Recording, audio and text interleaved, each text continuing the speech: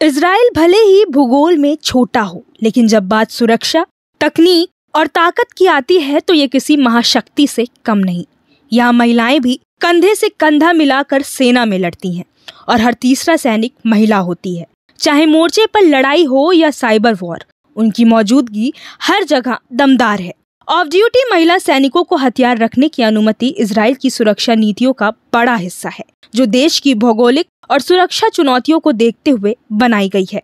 Israel की खुफिया agency Mossad दुनिया की सबसे रहस्यमयी और घातक एजेंसियों में मानी जाती है, जो बिना कोई हलचल किए दुश्मनों की जड़ तक पहुंच जाती है। आयरन डोम मिसाइल रक्षा प्रणाली और उन्नत ड्रोन तकनीक ने इजराइल को सुरक्षा के मामले में बेहद आगे पहुंचा दिया है। यहाँ एआई और साइबर डिफेंस मिलकर युद्ध की परिभाषा ही बदल रहे हैं। यही स्मार्ट रणनीति और हर नागरिक की भागीदारी इसे एक छोटी जमीन पर खड़ा एक बड़ी ताकत बना देती है।